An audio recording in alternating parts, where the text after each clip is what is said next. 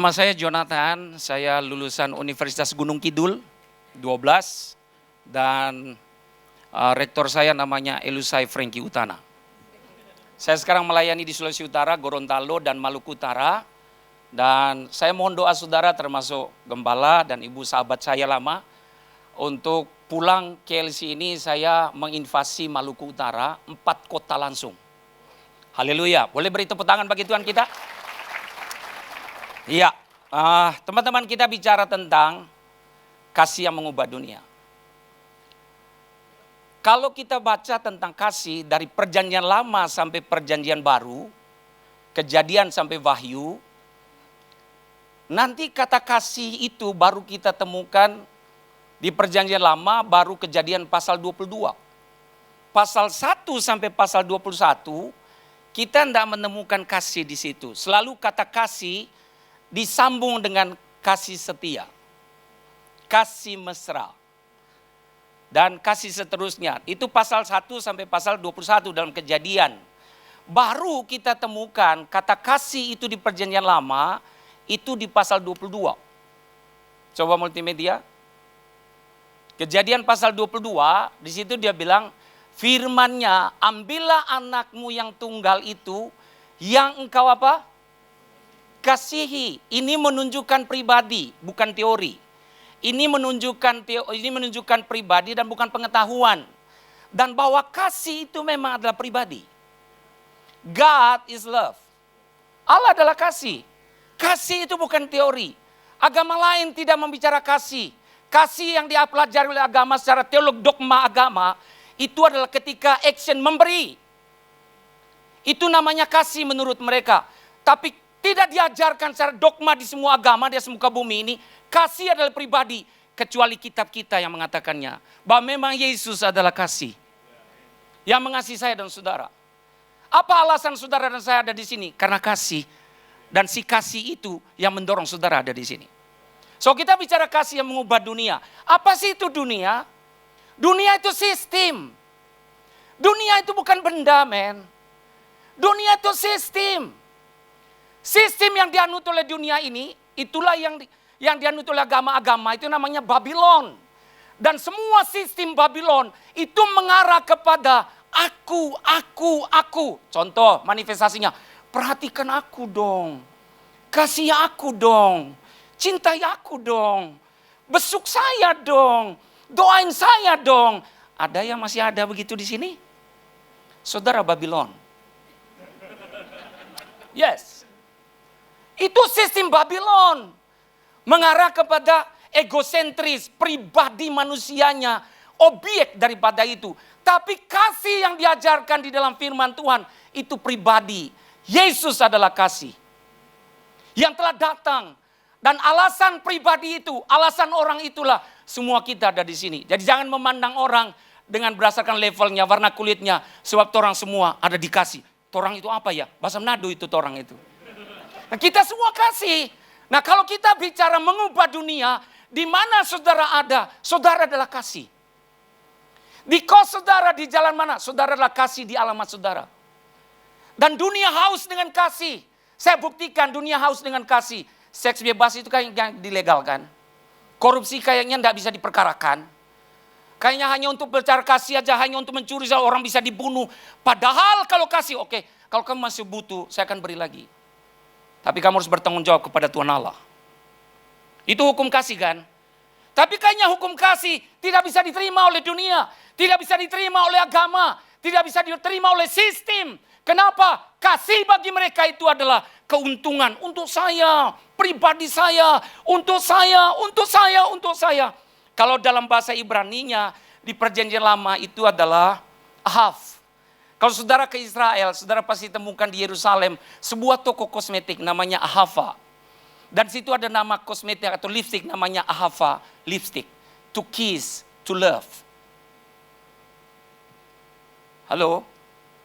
Jadi kalau orang sedikit-dikit gini, saudara sedang membutuh kasih kan. Dan kalau sudah menikah kan tidak usah butuh kasih lagi sebab saudara adalah pengapply kasih. Sebab kasih itu ada dalam dirimu. Kalau alasan saudara dan saya memakai suatu perhiasan, entah itu apa saja, hanya untuk dikasih, saudara sedang bermasalah. Dan saya pastikan saudara perlu berjumpa dengan kasih. Amin ya. Halo. Ya, begini penjelasan kasih secara teologis. Dan berharap penjelasan teologis semacam ini, kami Rock Leader mengharapkan semua jemaat rock internasional ini, saudara membaca Alkitab itu secara narasi, naratif, bukan dogmatif. Dogmatif itu gini saudaraku, membaca satu kisah lalu kaitkan dengan ayat ini, kaitkan dengan ini. Saya mau kasih tahu itu over spirit. Tidak baik itu dalam membaca Alkitab. Tapi narasi itu adalah kita membaca sebuah perikop, itu ngerti alur cerita ini apa ya, latar belakangnya apa ya, budaya apa yang dibangun sih, orang yang menulis ini apa sih, apa maksudnya. Lalu dia menulis ini untuk satu tujuan, apa itu tujuan? Nah, kalau kita renungkan secara narasi, baru ada paralelnya di kitab mana yang berhubungan cerita itu dan ada bangun cerita itu, mungkin seperempat, itu namanya narasi. Saya berdoa ya semua pengkhotbah yang dijadwalkan di sini, jangan pengkhotbah dogmatif. Yang merohanikan dan mengkaitkan ini dan itu terlalu over spirit. Tidak baik bagi rock itu. Kami Rock Leader membahas ini, dan kami mau share, saya mau sharekan kepada saudara. Bahwa berharap dengan saudara mengerti membaca Alkitab secara teologi ya saudaraku. Maksudnya secara narasi, saudara tahu cerita Alkitab itu. Saudara pun hidup dibangun di atasnya. Dan akhirnya firman Tuhan saudara baca secara narasi itu tahu, saudara hidupmu bangun atas perjalananmu adalah berhasil dan beruntung. Perjalananmu adalah naik. Dan sistem itu bisa dirubah oleh karena firman itu bekerja di dalam dan melalui saya dan saudara. Saya dan adik saya tidak layak ada di gereja ini. Kenapa? Kita haus darah. Kita baku bunuh kan. Adik saya tadi khotbah di Pastor David Limanto, sahabat saya. Bagaimana dia waktu itu membunuh saya. Lalu saudaraku, wah saya sudah tidak layak ya berdiri di sini ya karena saya sudah almarhum. Tapi ketika saya berjumpa dengan Tuhan melalui Pak Frankie adalah kasih. Di mana saya jumpa Pak Frankie? Di Pantai Kuta. Dan ketika 2 tahun selama saya ada di Hindu, saya tinggal di Legian 2 kan. Legian 1 sampai Legian 5 itu para pemudanya itu membersihkan Pantai Kuta setiap setengah 5 pagi. Nah setelah kita membersihkan Pantai Kuta setengah 5 pagi, datang serombong orang, namanya komunitas Gunung Kidul. Main bolanya kampungan banget. Saudara sebut siapa saja di Gunung Kidul, main bolanya kampungan banget tuh. Dan zaman itu mereka datang main bola, kami udah bersihkan di pantai, udah ratain pasir. Mereka datang kacau balau saudaraku. Saya marah dengan mereka, tapi mereka membawa firman kepada saya, namanya Abraham Ansel. Saudara tahu Abraham Ansel? Itu manusia super itu. Dia ada di kota Bima sana. Dan ketika dia mengkomunikasikan Injil, lalu saudara, kamu bawa Injilnya bagaimana? Saya sudah Pancasilais banget, 5 agama saya anut di Indonesia. Dan akhirnya saudaraku dia ngomong, enggak, saya tidak membawa agama kepada kamu, saya cuma membawa kasih kepada kamu. Saya kepahitan sama adik saya, sekalipun saya nginjili dia, Tuhan lawat dia, dan hari ini saya seorang gembala sidang kan, menjadi gembala rayon 4 kalau tidak salah, di Indonesia Timur. Saudara tahu, apa yang terjadi saat itu? Saya berjumpa Tuhan di Pantai Kuta. Jadi maksudnya begini, kalau kita mengerti kasih adalah pribadi, tempat itu bukan soal bukan soal tempat kita untuk berjumpa dengan Tuhan, tapi kerinduan dan kehausan akan pribadi yang adalah kasih itu. Even tempat di mana saja, di pantai sekalipun, saudara mau berjumpa dengan kasih, kasih itu bisa mengubah hidupmu. Itulah yang disebut dengan dunia, sistem hidup. Amin. Jangan dulu bicara sistem hukum, jangan dulu sistem pendidikan, tapi sistem hidup aja dulu. Apa sistem hidup? Sistem hidup kalau saudara baca dalam Yohanes, kita berjalan ke Yohanes, dan di situ dikatakan kasih itu adalah menjadi perintah. Kenapa akhirnya jadi perintah? Aku memberikan perintah baru kepadamu, yaitu supaya kamu saling mengasihi. Kasih yang tadinya pribadi, kok jadi hukum? Why? Kenapa? Karena terjadi pengkhianatan. Saya mau sharing ini kepada Bapak Ibu Saudara yang ada di sini. Pengkhianatan kepada kasih itu ada akibatnya. kita akan kehilangan kasih dan kehausan akan kasih. Jangan heran, orang yang haus akan kasih, orang yang kehilangan kasih, dia selalu butuh dipuaskan. Dia selalu butuh baik secara seksual, finance, maupun status, maupun pangkat. Dan itu adalah manifestasinya. Kalau mungkin ada saudara yang mengalami seperti saya, bawa kabar baik hari ini. Kasih ada di sini. Bisa menjawab kebutuhan kasih saudara. Saya lahir dari orang yang kurang kasih. Adik saya membunuh saya. Tapi saat itu setelah saya sadar terima Tuhan di Pantai Kuta. Saya pulang, saya ketemu dia, saya basuh kakinya. Dan saya ampuni dia. Si kanibal itu berjumpa Yesus. Ya, dia bunuh orang, 3 orang, mereka bakar, mereka makan. Mereka punya komunitas. Kalau sudah lihat Joni hari ini mungkin penuh kemuliaan. Tapi dulu itu bengis banget. Ngeri banget. Tapi ketika kasih itu di-apply, jadi peng-apply kasih itu bukan agama, tapi pribadi di mana kasih itu ada di dalamnya. Saya pastikan saudara yang punya kasih, yang sudah berjumpa dengan kasih, saudara punya kasih. Bolehkah saudara mempengaruhi dunia di sekitar saudara? Bolehkah kasih itu mempengaruhi pribadi yang lain, sehingga pribadi yang haus kasih bisa dipuaskan oleh kasih yang ada pada saudara? Amin ya. Kasih mengubah dunia, mengubah sistem. Akhirnya kehidupan manusia bukan lagi untukku, tapi untuk dia. Akhir kasih bukan lagi saudaraku. Sistem dunia berkata, perhatikan saya, tapi perhatikan orang lain. Haleluya. Sistem kasih dunia, kamu terima. Tapi sistem kasih kerajaan Allah, nabur. Kamu pasti menerima. Beda, bertolak belakang dengan hukum dunia, hukum agama. Hukum dunia berkata begini, kalau kamu selalu memberi, kamu kekurangan. Itu dunia kan. Tapi hukum kasih berkata begini, kalau kamu menabur, kamu pasti menuai. Tapi kasih saudara, itu pribadi. Kapan dia akhirnya jadi hukum? Dia akhirnya aku memberikan perintah baru kepadamu. Karena pengkhianatan. Karena pengkhianatan. Seandainya tidak terjadi pengkhianatan itu, kasih tetap bahasanya adalah pribadi. Even akhirnya perjanjian baru terjadi pengkhianatan itu, maka kasih akhirnya menjadi perintah. Perintah begini, tidak ada satupun yang menjadi culture tanpa sebuah perintah. Kalau tidak diawali sebuah perintah atau hukum, maka budaya tidak ada. Jadi hukum dulu akan melahirkan produk budaya. Akhirnya itu menjadi perintah baru. Dan perintah baru menjadi sebuah culture budaya. Kasih pada awalnya memang pribadi. Tapi karena pengkhianatan akhirnya menjadi hukum. Halo? Kita harus dipaksa. Kalau saudara menjadi warga kerajaan yang benar. Saya paksain saudara harus mengasihi orang lain. Mengasihi orang yang mengasihi kita itu orang agama pun bisa melakukannya. Tapi mengasihi orang yang mengkhianati kita, itu orang Manado bilang, aduh lebih baik balik dang. So lebih buang muka dang torang. Siapa so begini itu hidup?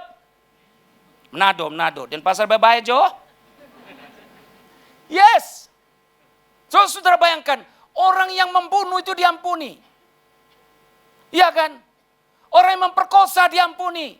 Orang yang mencuri diampuni. Coba bayangkan jahat banget kan. Tapi namanya kasih. Gini, hukum dunia, hukum agama mengajarkan kasih itu. Kalau kamu bunuh saya juga bunuh kamu. Mungkin bukan kamu pelakunya, tapi keturunanmu nanti. Tapi hukum kasih yang adalah pribadi, apa saja yang kamu lakukan hari ini, saya mengambil keputusan, saya mengampuni. Karena saya adalah kasih, selesai. Dan di atas kayu salib dia berkata, it is finished. Selesai. Dan disitulah semua keputusan kasih. Dan bahwa kita menerima kasih itu sebagai pelaksanaan di atas muka bumi. Saudara dan saya adalah pengapply kasih di atas muka bumi. Karena saudara adalah kasih. Tolong tepuk pundak sebelah kanan, katakan sadar ngana, sadar. Kalau kita tidak sadar, kita selalu butuh minta perhatian, minta dikunjungi, minta dibesuk.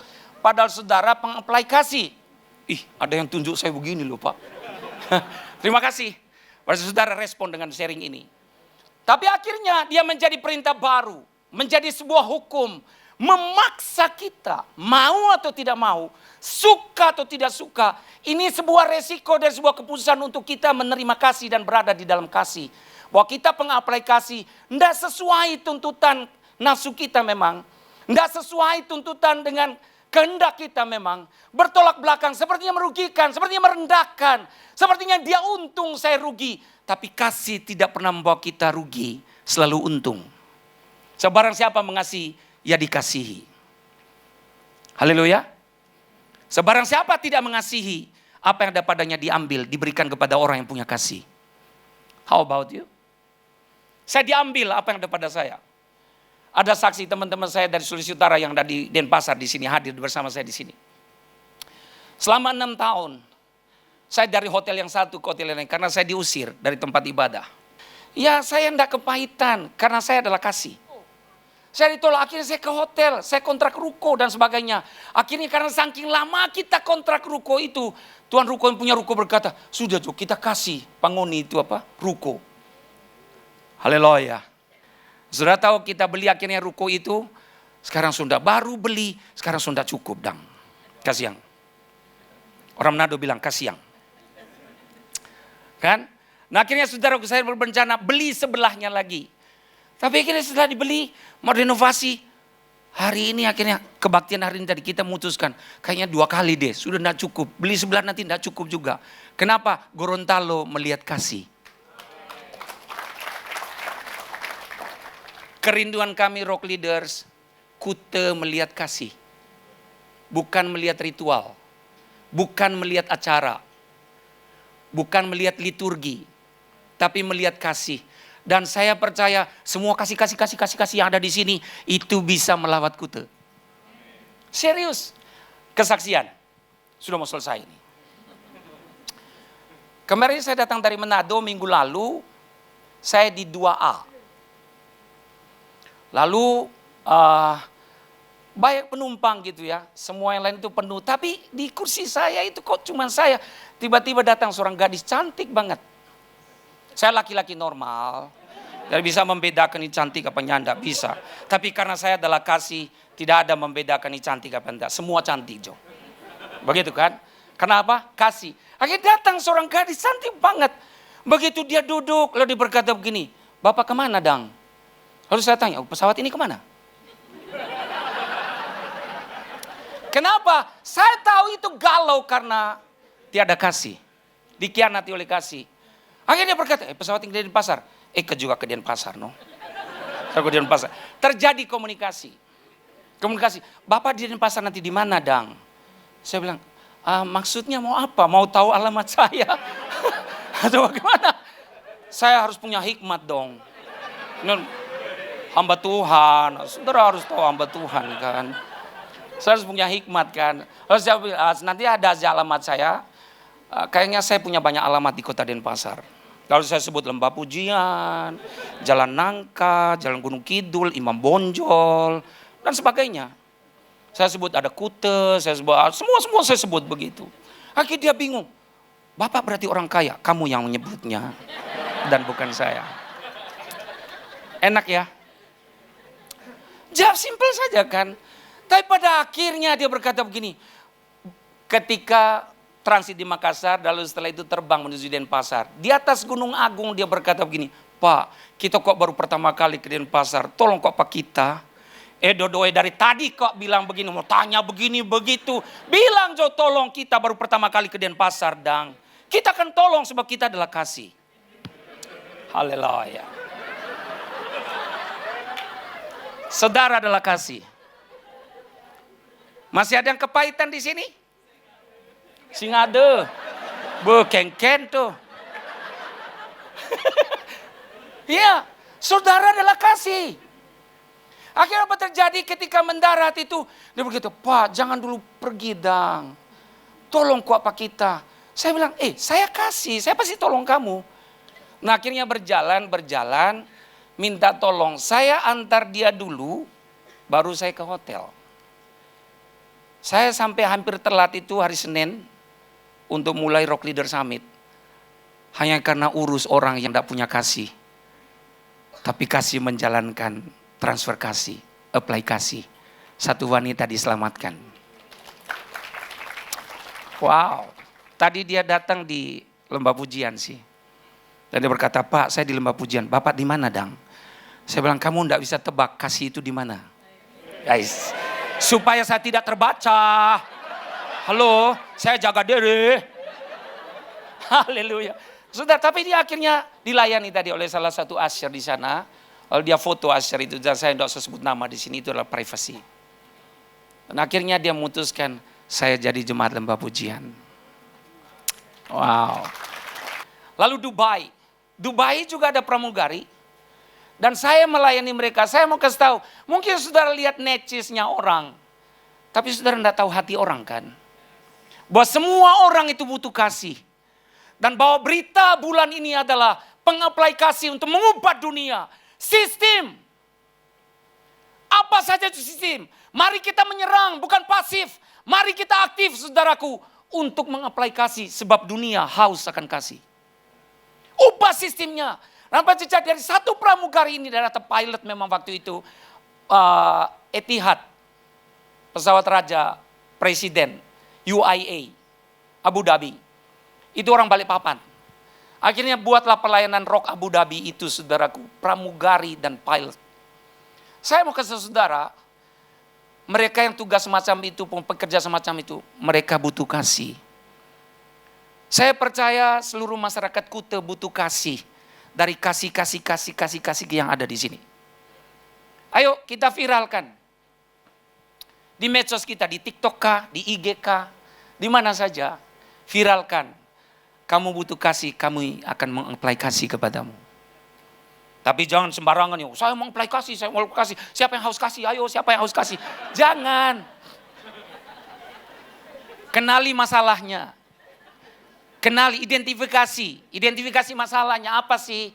Konseling orang itu apa sih? Kadangkala konseling orang itu datang untuk orang konseling karena motivasi yang lain. Roh Kudus menolong saudara, niat jahat atau niat baik. Sebab pada saat kita mengapply semua sistem kerajaan itu, Roh Kudus itu yang menolong. Ini benar dari Tuhan atau tidak. Atau karena ada suatu motivasi. Percayalah, ketika saudara pengapply kasih di perjanjian baru, Roh Kudus yang mengerjakannya melalui saudara. Akhirnya kehidupan kita bukan hanya untuk diri kita sendiri, tapi hidup untuk orang lain. Sebab itulah kerajaan itu. So we are the representative of Christ's kingdom on earth. Saudara adalah agen daripada kasih itu. Kenapa? Karena kasih itu ada di dalam hatimu dan ada di dalam hatiku. Begini Bapak Ibu. Yang kedua begini. Pahami bahwa dunia kehilangan kasih. Tadi yang pertama, semua orang butuh kasih. Tapi pahami yang kedua, dunia kehilangan kasih. Dan kasih tidak ada di dunia.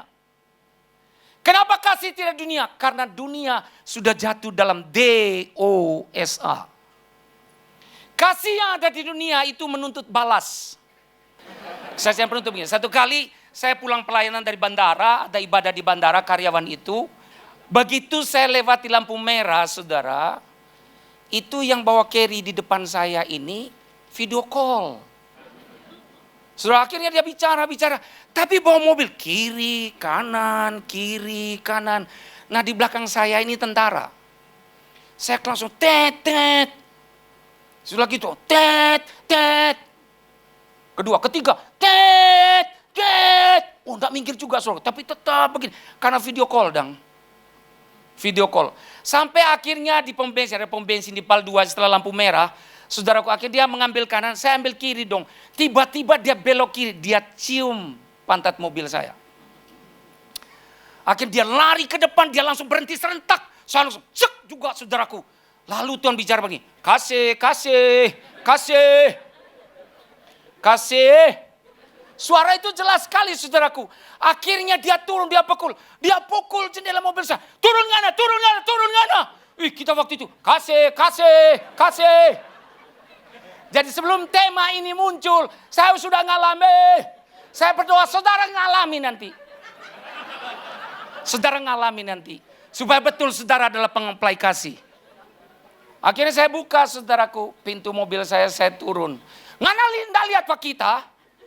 Ngana main enak saja tabrak kita punya mobil. Saya dalam hati, yang tabrak pantat mobil saya siapa Kang? Begitulah menutup kesalahan. Orang Manado. Orang Denpasar Bebaya Jo. Orang Manado yang saya saksikan, kebetulan memang saya orang Manado. Nggak punya mata lihat kita pakai mobil. Saya bilang begini, Nyong. Apa ngana? Waduh saudaraku, maaf ya. Ketika saya beritahu, Dek, kamu tadi yang tabrak pantat mobil saya, kan itu bekasnya kan? Gitu. Oh nyanda, ngana kok.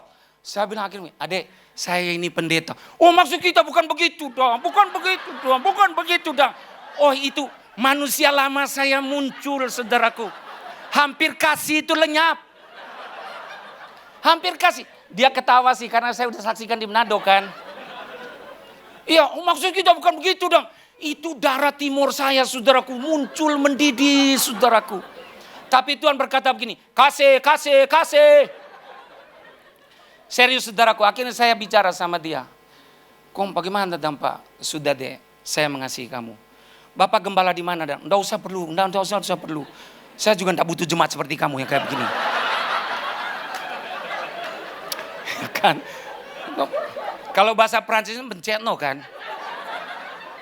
Ceknopol saudaraku. Saudara, saya tutup. Bahwa kalau berdasarkan perjanjian lama, bahwa itu adalah pribadi. Maka hukum, kasih yang jadinya hukum itu tidak akan pernah terjadi karena semua manusia menyadari. Tapi karena terjadi pengkhianatan. Dan bahwa spirit pengkhianatan itu, roh pengkhianat masih bekerja di dunia ini. Dan itu akan berbicara melalui emosi kita. Akan teraplikasi melalui kedagingan kita. Akan teraplikasi melalui egois kita, kunci G. Akan teraplikasi melalui egois kita. Nuntut kita saudaraku. Itu akan bekerja dari situ. Tapi kalau hari ini firman yang menginspirasi saudara, bunuh manusia lamamu. Dan muncul manusia baru yang adalah the man of love. Ahava. Pribadi, to love, to kiss, worship.